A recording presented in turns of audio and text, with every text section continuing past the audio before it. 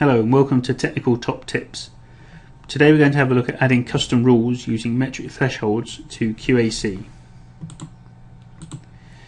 QAC can easily be customized to produce messages based on metric thresholds. The tool generates 69 different metrics across file, function and project metrics, and we can configure the tool to produce messages based on those. And this demo will show us how we can add rules for this and also produce customized messages and customized HTML help. So let's go and have a look at the tool. Here we have some source code from the GNU diffutils open source project. I'll just analyze the code. There's about 7,000 lines of code there, and we can see that it's analyzed fairly quickly. We can have a look at the results of the analysis in the message browser, and we can see that there's various messages in the code, for example a recursive function call there. So those cover coding type rules, but we want to add in some customized rules here to make sure our certain metrics don't exceed thresholds.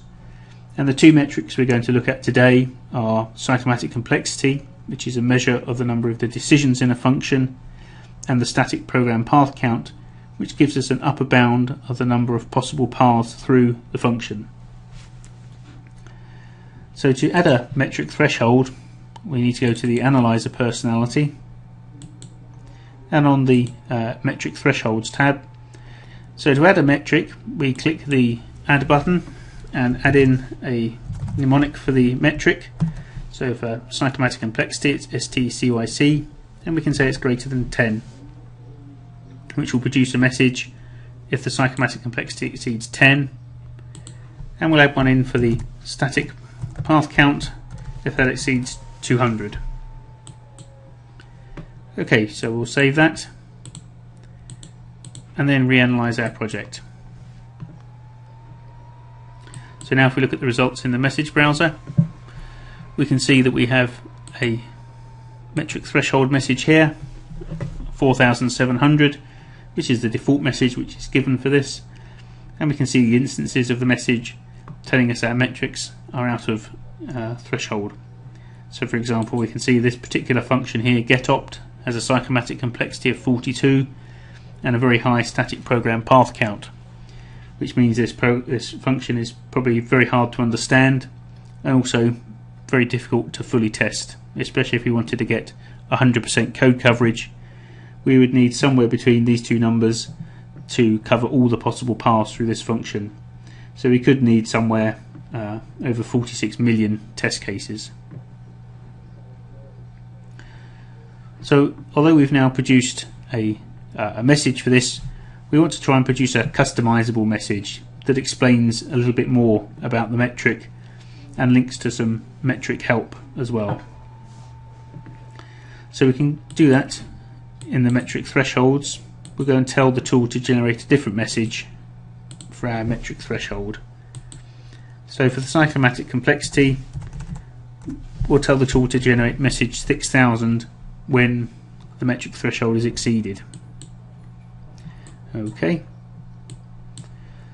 So now I have to go and tell QAC what message 6000 is supposed to say, and I do that in the message personality, and I need a user message file, and I can attach a user message file to my message personality.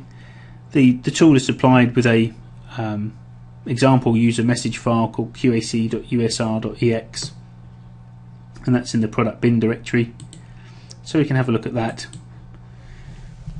and then we can add in our own customized group names, level names and so on. So I'm going to add in a nice group name here called metric thresholds, and then there's a symbolic name for it here which I used to refer to when I write my rules, and the 4 indicates that this message group is on level 4. So we were looking at message 6000. I say it's in the metrics group, and then I can add in the text of my message. This function is too complicated. Obviously I could probably change that text to something a bit more sensible. And if I also add in the identifier %s, this will add in the function name and the metric threshold, the metric value when the message is displayed, so we get to see what the actual value is. Okay.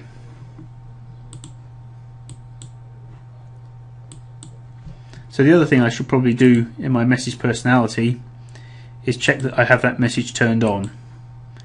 If my message was turned off, I wouldn't see any instances of my message.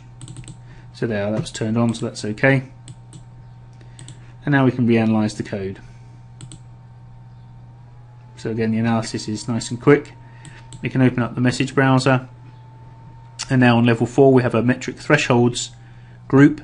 If I click in here, I can see message 6000 that is for all of my cyclomatic complexity measures. The message 4700 is still produced for the static path count message, but here's my customized message.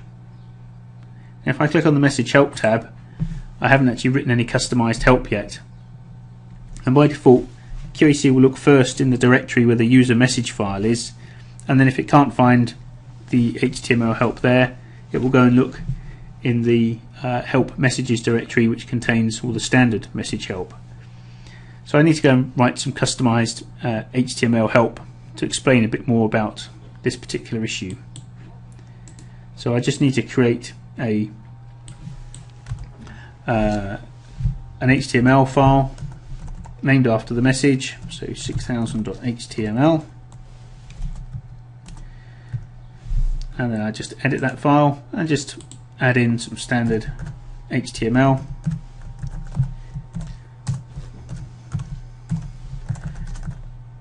This function is too complicated, please refactor. Of course we could add in some code examples here, some links to perhaps your company coding standard, your intranet, some code examples to explain how you can do things. There's loads of things we can add in here to make it informative to the engineer and guide them on how to fix the issue. So if I go back to QAC, we can now open up the message browser again, and then if I go to my message and then click on the message help, I get my customized HTML help.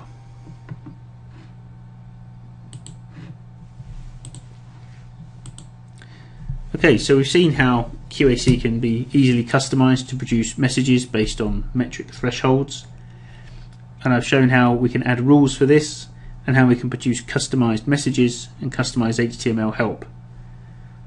For more information, visit us at www.programmingresearch.com or email me, Jason_masters@programmingresearch.com.